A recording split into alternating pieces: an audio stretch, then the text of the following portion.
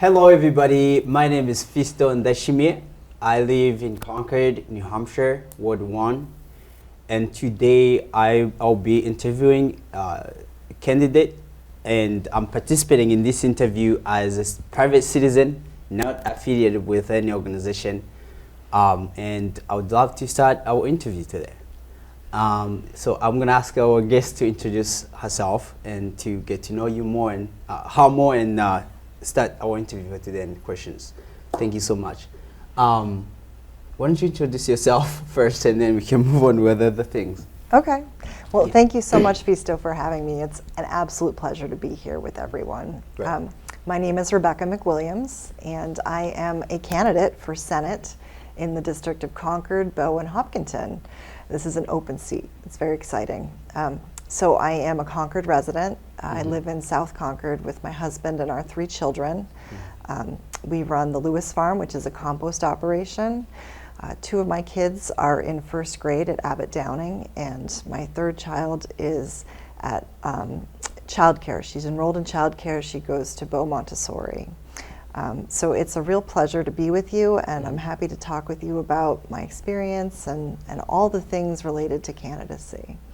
Thank you so much for coming, and I really appreciate your work you've been doing. I've heard a lot about you. I'm not gonna go into that. I just want us to go through the questions, but I love what you do, and I really appreciate the work we've been be able to do for our state and our cities. And I'm just gonna go right in our questions for today, and I want to know more about your background. I want people to understand your background.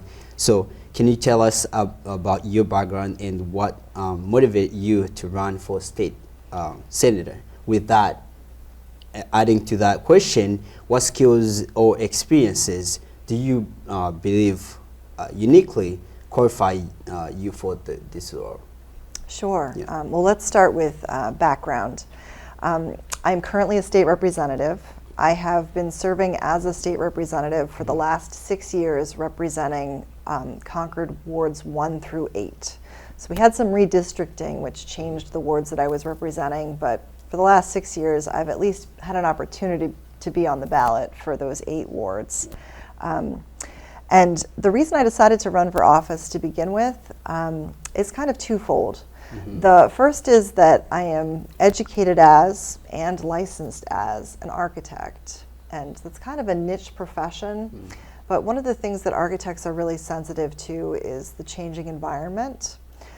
So for me, it was how people experience buildings and what happens within buildings and the environment. So energy use, how efficient we are. Right. The profession, architecture, has been moving to zero net energy. So buildings who create enough energy from their own production to offset the amount of energy that they use. And so as a student learning about architecture, it really kind of converted me to become a really strong environmentalist. So I've always had an interest in what's happening with the planet and how we as humans interact with both buildings and the environment. And the second piece that's twofold here is that I became a mom. Right. I had my twins 7 years ago, and that changed my life. And also, I think that when we look at what are we doing as humans on this planet, and are we going to leave the planet better for the next generation, what can I do to make a difference about that? That was one of the things that really catalyzed me to think about, all right, how can I get involved to better impact energy and environment here in New Hampshire? So being a mom and being an architect are kind of the things that drove me to think about what am I leaving as a legacy and what can I do to make things better? Right. And I think that that's probably big picture what drives me. But there are so many other pieces to what's happening in New Hampshire on the political scene. It's not just about energy and environment, although that has been the thing that pushed me to start getting involved 6 years ago as a state rep. Yeah. Now that there's an open seat for Senate, I'm interested in continuing that work and also pushing for other things that have become part of my advocacy. So 2 years ago, I was invited to join the House Special Committee on Childcare. And that has a near and dear place to my heart because my kids are 7 and 3. So I've been in the childcare world for quite some time, and I will still be dealing with wait lists and the cost of childcare for at least another 2 years. So I think I have a lot of lived experience in terms of what it's like to look for childcare in New Hampshire, and also what we need in order to remove barriers to childcare. There are some serious issues happening on that. So childcare has been a passion of mine, and coming up with legislation to fix the childcare situation in New Hampshire. I was able to pass a bill in 2019 to study impediments to the business of childcare, and ever since that bill passed, I've been working with my colleagues in a bipartisan fashion. Childcare is really not about red or blue. Childcare is about how do we make sure our workforce has care, and how do we make sure that the next generation is getting an education. So I've been able to work with my colleagues since 2019 to come up with new legislation that makes childcare easier to access, that provides coverage for people who were getting left out. There was a childcare gap for people who couldn't quite make enough money to put their kids in childcare, but made too much money to receive scholarships. So we've been narrowing the gap. And we've certainly been also looking at workforce issues with childcare, because the business of childcare is really a challenge to actually be a profitable business. We see a lot of folks work for a little while, and then the center or the home-based care will shut down because it's difficult to make money doing it. It's really difficult to have benefits. So I have a lot of empathy for care providers, and as a parent of kids who've been in childcare for quite some time, I also see both sides because of the cost, right? So just in the greater Concord region, the cost of having 2 kids in childcare is $32,000 a year. That is monstrous. I mean, like that's a big purchase. If you were to spend that amount of money, usually you'd be taking out a car loan, right? You would be figuring out how to take out a loan or do a payment plan or something. But because it's childcare, you're expected to pay out of pocket every month. And for a lot of folks, that's just exorbitant. That really is a decision between, can I afford to go back to work, or do I or my spouse need to stay home with 2 kids because we can't balance that? So we need to address that because it doesn't really work for this day and age. We live in an economy where we generally have 2 working parents. And of course, that ties into another issue that I'm really passionate about, and I've gotten very involved in as a legislator, housing. Housing in New Hampshire, we are in a crazy housing crunch, right? The availability in the greater capital region has been less than 1% for rentals and for purchasing a house. So either way, however you're going to handle housing, there's nothing available on the market. So if you have to pay what you're paying, and you have to balance the cost of the housing, however you pay for it, with the cost of childcare, this is enough to drive a lot of young people and young families to look for somewhere else to live where they can afford housing and childcare. So once again, you care about the next generation, and we care about young people who are deciding if they want to make their lives in New Hampshire, and therefore we have to make sure that we're making this a welcoming place, and that we have the resources they need and the cost is affordable, so that at the other end of the spectrum, where we have folks who are retiring and need someone to provide services, we need people to fill those jobs. So we need young people coming in and filling in those slots to have the circle of employment and support. So I really think everything's kind of tied together, and I've learned that in the last 6 years as a state rep. It's not just a child care issue, it's not just a housing issue, that together they impact our hardworking families significantly. And a lot of this just has to do with we've taken a really long time to build up our housing stock. We've been slow with home construction, we've been slow with construction of apartment complexes, and so there's some catch-up needed.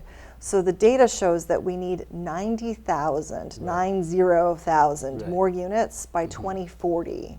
So that's a significant building boom that we need to do in New Hampshire. But on the housing front, we have an awful lot of really old zoning ordinances.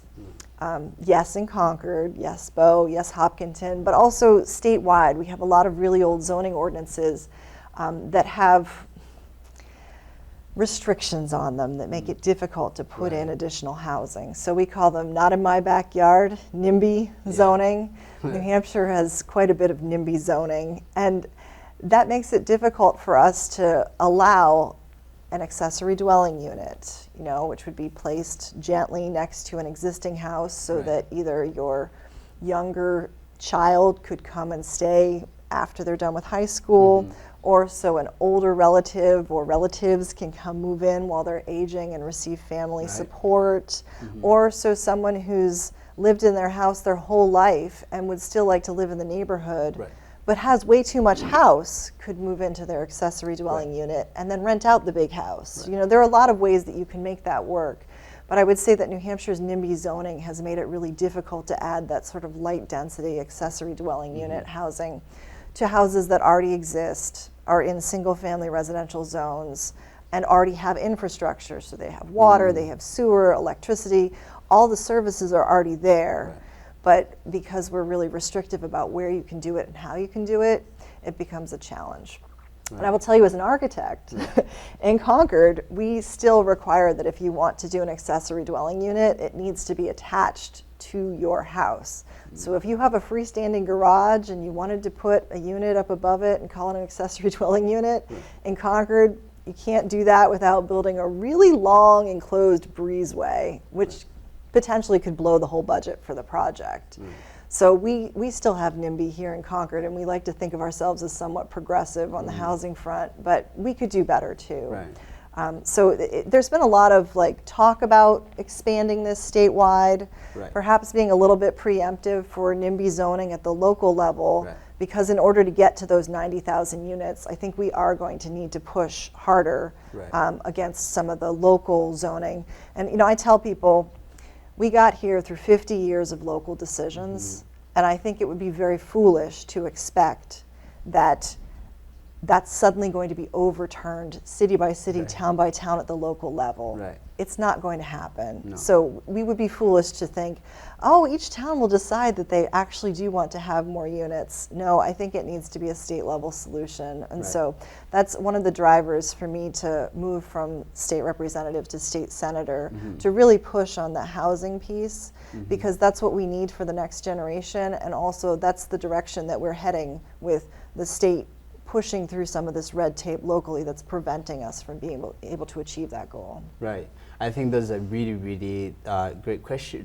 Points you bring up that people care about. People want to hear from you, from candidates about these points, and those are top, real important points that people want to hear from you. And to be honest with you, as someone who came here now a long time, like 2016, and now I was able to buy a home, I'll tell you that there's a long story to that I can tell you it's difficult for mostly young people and for childcare. Making the decisions around that and the structure, zoning, all these issues, affordable housing issues we have in our state, making the decisions around all these issues, young people tend to move out because it's so difficult for them to afford this housing. So having someone here who's coming out to actually make those changes, positive changes that people care about, young people care about, to be able to create resources that are accessible for young people to stay in our state and to develop our state and build businesses, build all the things that they dream about in our state. That's real important. And to addition to the question that I asked, I want to move on with our second question, which I want to hear from you. And people might be wondering, this is about policy and legislation. I just want to ask one question. What are the key policy priorities that you aim to address in election? Yeah, so we've already talked about childcare and housing, and I would say those are way at the top of my issues. But we also have a serious concern, and I would even call it, this is the issue of our times. New Hampshire in January 2021, we had the very first abortion ban take effect in our state. And that's new, it's never happened before. And the Live Free or Die state now has a abortion ban. It's a 6-month ban, so it's a late term ban.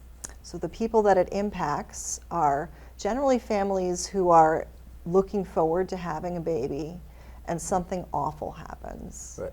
And there's a complication, there's a medical issue, the child's not going to survive. And so we've reached a point where this is really serious for the health of the mother. Right. And also, the family really does want this child, but it's not going to work out. I will tell you that I have a good friend who was pregnant with twins at the time that the abortion ban was in effect, and one of the twins was determined to be non-viable after the 6 months. So, of course, she was scared to death.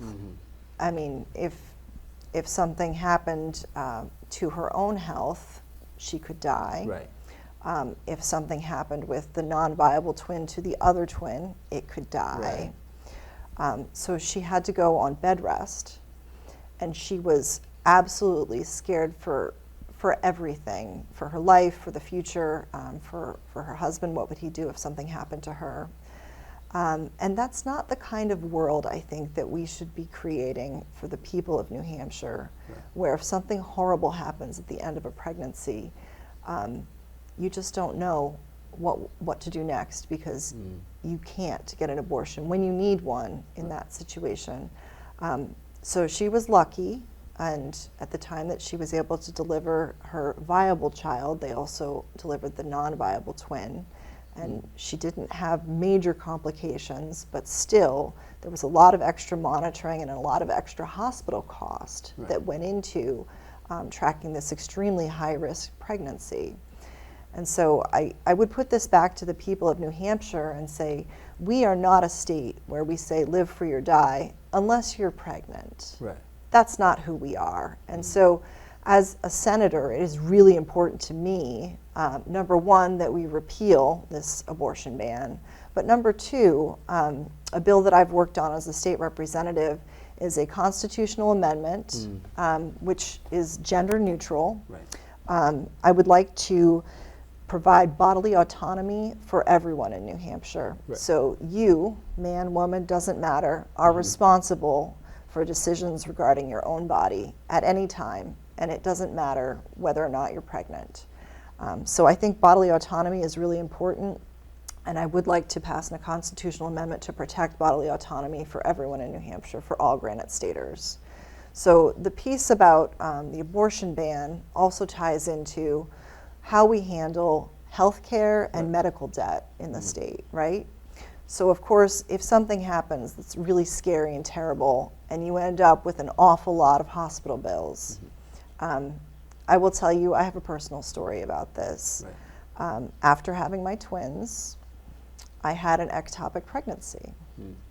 This is before the abortion ban, and it wasn't 6 months into the ectopic, so I was able to go to Concord Hospital Right. and have a procedure to clean everything out. It's called a DNC, and that technically is an abortion.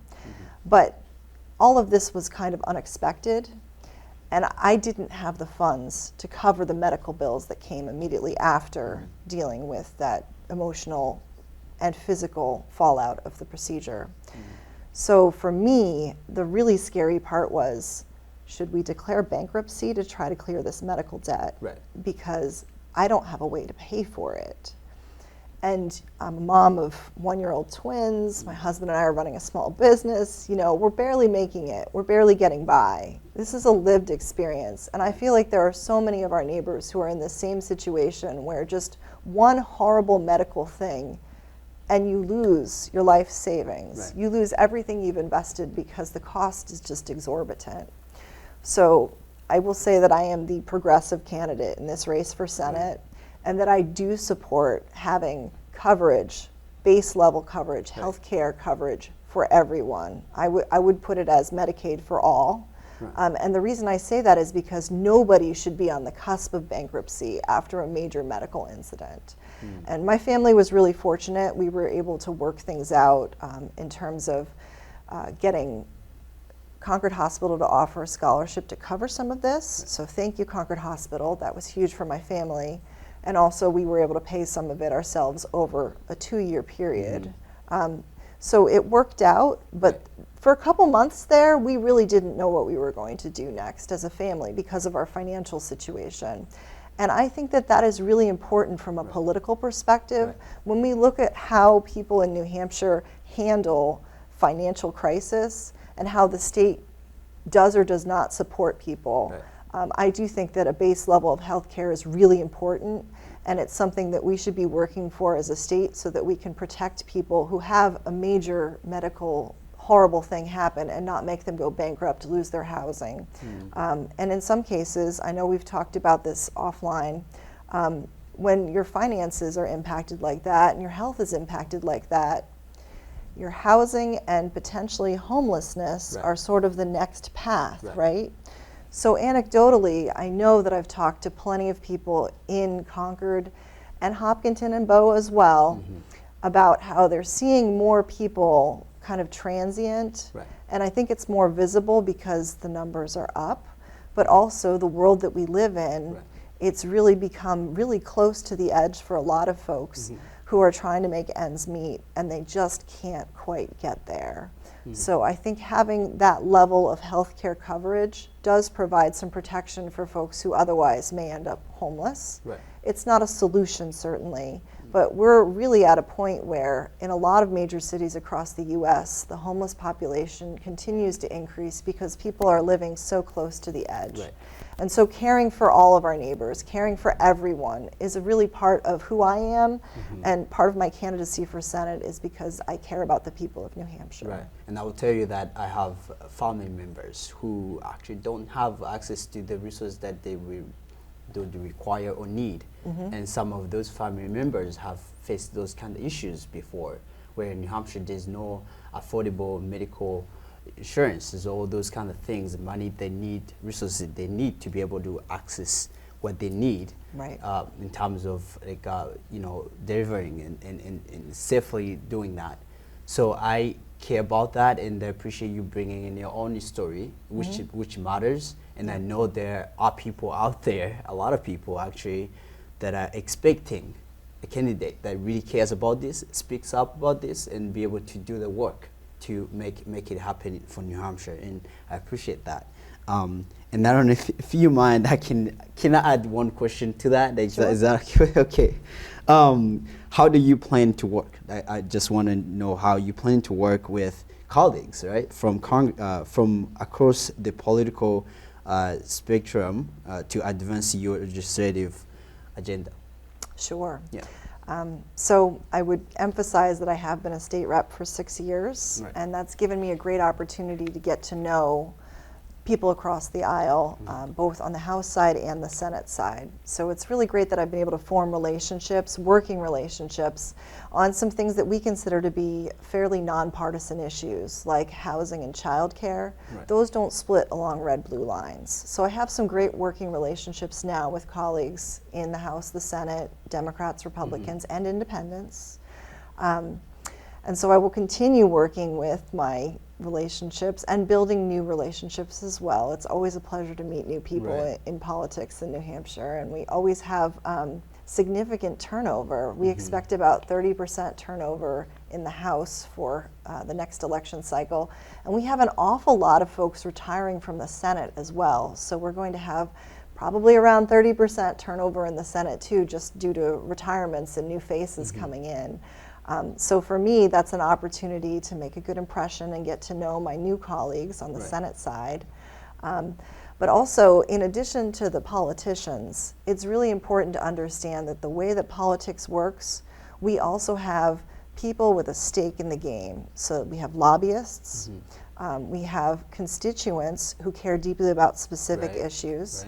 And then we have the folks who've been passionate about these things for a really long time and could be considered lobbyists, but they don't wear a lobbying pin. They're just the known people on the issues. So I've had an opportunity to really work with quite a few people in these three camps on housing and childcare for the past 6 years.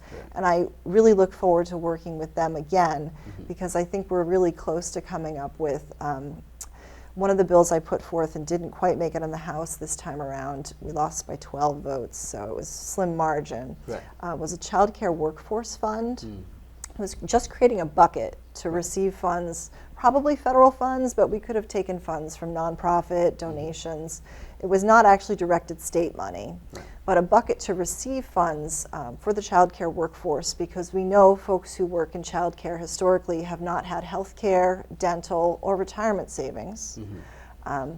So this bucket could receive federal funds to help people apply for and receive that as employees of a childcare facility, so that they would be more likely to stay and we wouldn't have so much turnover.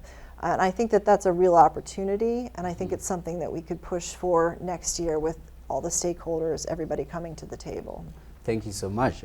Let's move on for the I have another question about, it kind of touches to what you were saying, but it's a different topic. So this is about constituent engagement and registration, right? Representation, I'm sorry, English. Sure, constituent engagement and representation. Yeah, and my question is, how do you plan to stay connected with the needs and concerns of constituents within your district? Sure. Yeah. So I'm always available via email. I get a lot of constituent emails, and I do my best to respond to them, even the form ones, although my response may look like a form because that's a game we play. You send me a form email, I'll send all 50 of you a form email back. But I am available via email. And I do have some folks call me as well, so I'll take calls from constituents. Big picture, I'm generally available for office hours whenever I have it published on my my social media pages. Right. So if you want to follow me on social media, Rebecca Mcwilliams on Facebook and Instagram. We will publish office hours and be available for meeting with people face to face. But if you really want to get a hold of me, email is probably the best way to get a personal response. That's great. Thank you. I'll follow up with you using this. So I would want to ask more questions, but I want to hear from you what you care about, what you want to share with people, and the message you have, the actual message you have for people. Okay. Just a few minutes, maybe 2 minutes. Just what do you want people to know about you more? Sure. Yeah. Well, we've already covered a bunch of the topics, Yeah. so let's talk about the ones we haven't really discussed. I mentioned that I ran for office because I care about the environment and energy. Right. So I want to share with you that I've been working really hard on advocating for shutting down the Merrimack Station coal plant in Bow, and we have exciting news. It is slated to shut down in 2028. Right. I want to thank the Sierra Club for their lawsuit that really pressured the owner to transition to some cleaner fuel sources. But I think it takes a village, and there was a lot of advocacy and a lot of pressure from an entire team of people who care about ending coal in New Hampshire. Right. So that's a big win. And we have some more wins that I intend to continue working towards. The first one is I'm really concerned about the future of landfills and waste in New Hampshire. Right. We receive an awful lot. More than 50% of the waste we have in New Hampshire comes from out of state. And part of that is because our rules are much more lax than the states around us. So it's easier for interstate businesses to bring the waste from other states over state lines and leave it here in New Hampshire. I think that's a tragedy. I think that that's horrible for our environment. And certainly we've seen a leaking landfill can contaminate groundwater and wells all around the site. So the idea of expanding landfills in New Hampshire, to me, is a horrible policy position, and I will continue to advocate against that. So that is something that will be voted on in the next 2 years. And you should know that as your senator, I will not support any more landfills. I'm the opposite. Reduce, reuse, recycle. We need to actually follow our hierarchy of waste and make sure we're really spot checking and following up on companies that manage waste in New Hampshire. So I am not a friend of additional waste in New Hampshire. And I think it's important that voters know that because that's a big thing that we'll be talking about in the Senate in the next 2 years. Right. In addition, on the energy front, PFAS, so polyfluoroalkyl chemicals that have been leaking into our groundwater and contaminating our soil in several locations across the state. They've become kind of a mainstream discussion now. The Fed has passed some regulation on PFAS, as well as the state defining PFAS this legislative session. That's an ongoing fight because we know that there are companies who have been polluting with PFAS, and we know that there's a link between PFAS and different types of cancer that we're seeing higher incidences of here in New Hampshire. Right. So for the people of New Hampshire, we need to hold those polluters accountable. We need to make sure that they're actually going to stick around and clean up the mess that they made for the next 50 years. And not just leave the state and leave the mess and leave it up to the state and the taxpayers to pay for the cleanup, because that is completely unacceptable. So I will be a fighter for our water systems and for PFAS cleanup to hold polluters accountable. That's really important to me, and I think that's important for the future of the state on the environmental front. The other piece we haven't really talked about is public education. Right. As I mentioned, I have 2 kids that go to public school in Concord, and I'm a product of public schools. I care deeply about the American tradition of public education. There's no two ways about it, really. We have a system that's set up right now in New Hampshire where we provide vouchers, also known as savings, but I'm going to call them vouchers. We provide vouchers for students in certain income brackets who can apply those vouchers to private school tuition, religious school tuition, or homeschool. And so those funds come out of our tax dollars, out of our public education, and are redirected somewhere else, which means those teachers and those administrators and those students in public schools have a smaller pot to draw from to perform the same work, because the pot is leaking, the cauldron is leaking, the funds are going out to voucher programs. And we have a bill that will be voted on this week. I don't have high hopes for it, but we have a bill that will be voted on this week that increases voucher access, meaning even folks with an average income as opposed to lesser income. Your average New Hampshire family will be able to access some voucher funds, and it will further defund the public schools so that the money ends up going elsewhere. That's a real concern for the long term, and we've seen in other states across the nation that vouchers really don't work. They end up hurting public schools in the long term because they have to cut teachers, they have to cut programs, they get rid of foreign language at the high school. A lot of things that kids benefit from in our public school, the way it's set up now, means that we have to increase our local property taxes to make up that difference from the leaky cauldron and the voucher programs going elsewhere. So it turns into this race of more and more property taxes, and then the cauldron leaks out and the money ends up going to things that are not public schools. So for me, it's really important that we come up with a plan to say, this is the income level that we will no longer provide vouchers. If you make more than X as a family, then we need to make sure that you are able to pay for your own private school if that's what you want to do. We're not giving you vouchers for that. To go hand in hand with the voucher scheme, we also have multiple lawsuits that have been filed in the state regarding providing a quote-unquote adequate public education. So we have a ruling. We've got a judge who said that an adequate education is at least $6,000 per student. I think it's $6,000 and change, but let's say round numbers, $6,000. So if we're looking at only funding $4,000, you have a gap of $2,000 to come up with for students. And that's going to be a problem where your local property taxes make up the difference. And also, we need more funding for that, right? An adequate public education means that students who are graduating have received the level of education we would expect of a high school graduate. They can read, they can write, they can reason. And if they can't do those things, we're not providing an adequate public education. So anecdotally, I've certainly talked to folks across the state about public education, and we're really at a crossroads for what happens next. You know, are we going to be graduating students from public schools in property tax poor communities where those graduates can't even meet basic college level course requirements because they can't read and write to a level of a college freshman? So we have a gap if we can't meet that adequate ed. So we're at a crossroads for what happens next. And I'm a huge advocate for public education, and I will fight to make sure that we are funding our schools adequately for the students, and also that we're not funding voucher programs and pulling the money away, which only increases property taxes. So that's where I stand on public ed. Right.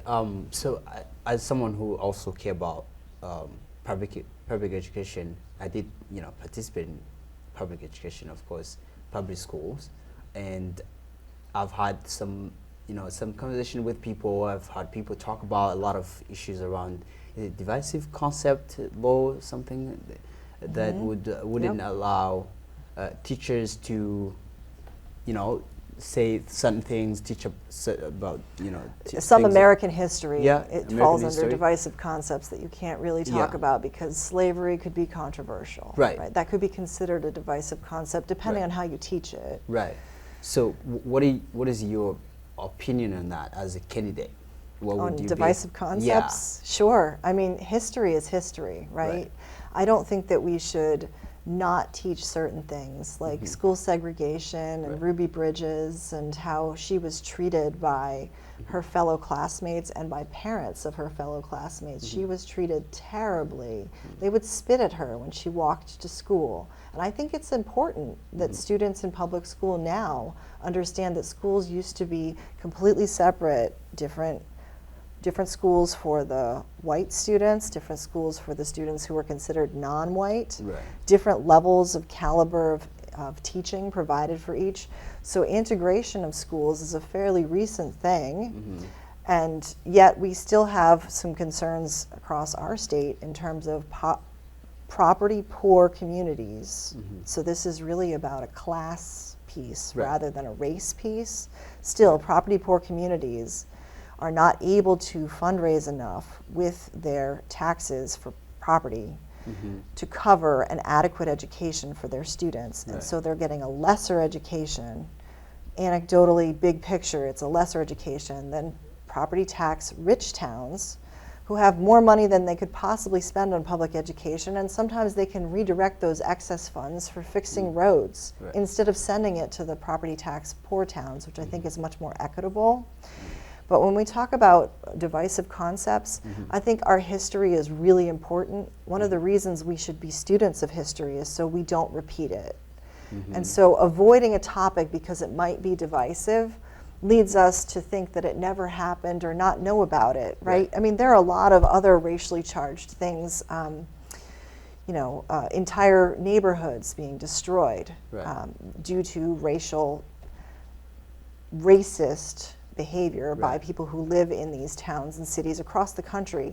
And I will tell you that when I was growing up and learning about the history of slavery and segregation and the racial tensions in the US, we didn't really learn about all of the horrible things that people did to each other in the US. I had to do a lot of self-learning after I got out of high school to really learn about our history because it wasn't something that was in the books. And someone made a decision that this is the book we're going to use for history in public school where I grew up, and that's not going to be a thing we talk about. Well, we're doomed to repeat history if we don't learn from it. And if we aren't teaching it, we're not learning from it. So big picture, of course, I would want true history to be taught. I don't want us to be smoothing over those rough edges. And sometimes history is really hard. I'm looking forward to visiting Dachau in Germany over the summer. And the Holocaust is something we should be teaching. I think we're often seeing people doing the absolute worst to each other in international politics, even to this day. But if we don't learn about it and see that it happened and agree ourselves that we're never going to let that happen again, it will happen again. So I think that for all those reasons, it's important to teach all of history, not just the sunshine and roses parts. As someone who comes from a very different world, like I come from Democratic Republic of Congo, after starting, learning about the United States, because I never knew anything about the United States or the history of the United States until I came to this country and started, participating in some of the studies, learning about the history. And by the way, in our studies, like we don't have much information about that. We don't learn a lot about that. But after just participating in the work that I do, and learning more and participating in lobbying, all those kind of issues that people care about. Like just an example, like indigenous, I would say Indian boarding schools, those kind of stories that recently happened a few years ago. It's just a few years. Those are things that I learned, and you see a lot of young people coming from all these states participating in that advocacy. So when we all learn together, understand what happened, and going to lobby and meeting our state senators, U.S. senators and our Congress, we actually have those stories written, and we care about it. You can see everybody's affected by it, and everybody cares about it. And it's about change. It's not about pointing fingers. And I think studying, there's no harm to that. There's no harm caused, by learning. It's just like understanding and do better. Because like you said, it's about the future generation. It's about the future leadership. And we need to do things for the future generation. And the way to do it is to actually understand our history and recognizing that it was a mistake. This is bad and this is bad. What can we do better, and not continue to have these terms and all these issues people keep talking about. But I really, really appreciate you for this time, and I care about this work personally as a private citizen, and now I want to see someone like you sitting in the office and making the decisions that people care about. Like you said a lot of things, and I think those are really important things that people care about. But I want to give you 2 minutes. Just share if there's anything else you have that you would want people to know more about, and that's very important, and we can end our interview for today. Okay. Yeah. So one thing I haven't mentioned, and we've had a wide-ranging discussion, so thank you, Fisto. This has been really great. We've been often. We've been all over the place. Yeah. I talked a little bit about the healthcare, and I just want to give a little bit of history in terms of what I've done as a state representative on the healthcare front. The first is a Medicaid dental benefit.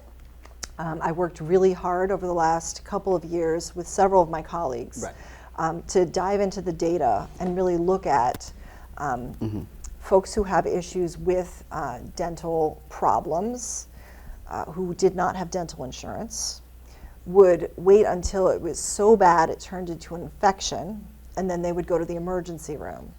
So the cost of an emergency room admittance for an infection in the jaw that started out as an infected tooth is exorbitantly more expensive than 2 preventive care appointments a year, right? You've heard a stitch in time saves 9, or an ounce of prevention is equal to a pint of cure.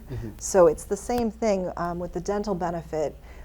We really did need to, and we were successful in passing a Medicaid dental benefit to make sure that folks who were eligible for Medicaid coverage could also get dental coverage, because your mouth is also part of your body.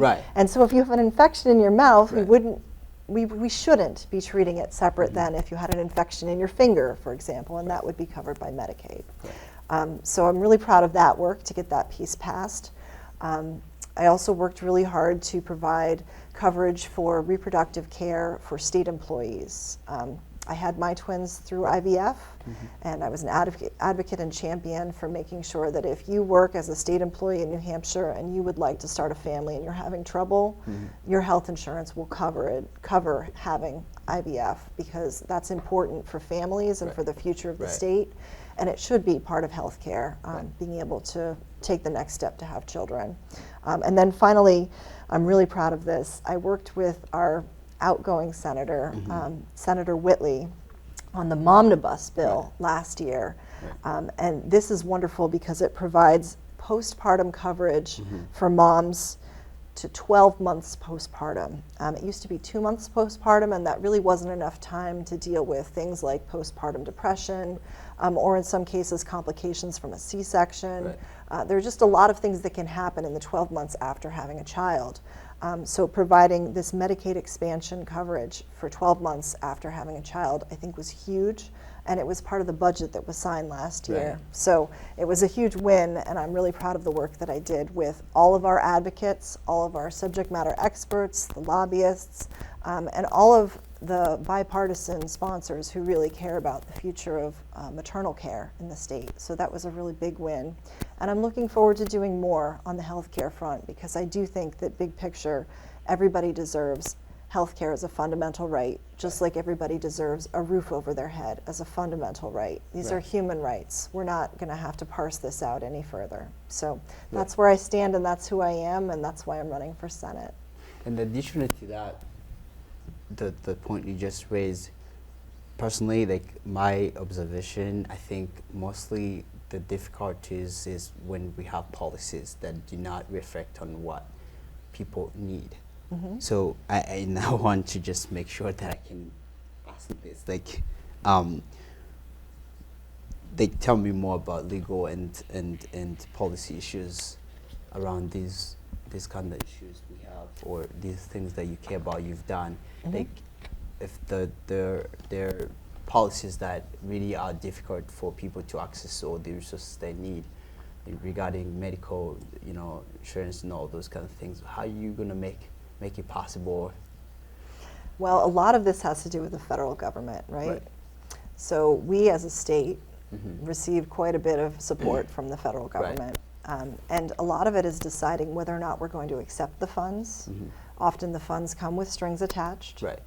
So we need to be willing to either set up a program, staff a department, and then be willing as a state, when the federal funds expire, we need to be willing to commit to moving forward, or treat it like a pilot and say, okay, we learned the X, Y, and Z, we have this data, and we're not quite ready to move forward again, fully state funding this, because for whatever reason, the pilot didn't work out. But we as a state need to be open to some of these creative solutions that come from the Fed, and we're certainly seeing that with childcare. I'm a huge fan of the Canadian model for childcare, which is federally funded by the Canadian government. It comes down to the states and the provinces in Canada. And they've capped it at $10 a day. So if you have 2 kids in childcare in Canada, you're paying $20 a day for childcare. And that is way less than the $32,000 a year I was just talking about for the greater Concord area cost of childcare for 2 kids. So it becomes the ability to think creatively and work with our partners at different levels. So we have the agencies and we have the Fed, and then we have the state kind of deciding where's the policy going to be and where's the funding going to come from. It's a team effort. And I do think that we can come up with some creative solutions to solve the child care problem, and of course to solve the healthcare problem too. I think that all of these things are coming. We are evolving as a society that cares about our neighbors.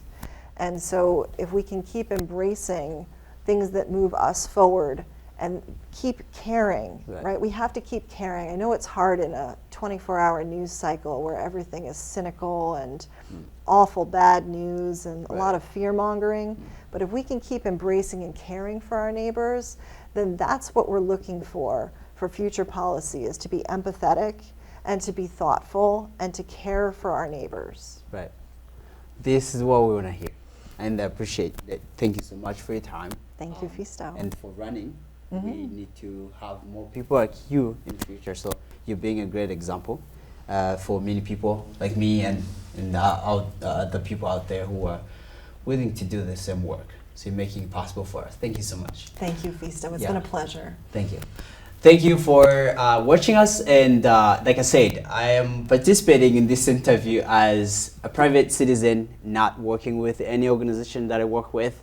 And personally, I care about this work. And I want to see better future for New Hampshire and young people staying in our state. Do not leave the state. This is why we're here for you. Thank you so much for watching, and I'll see you later.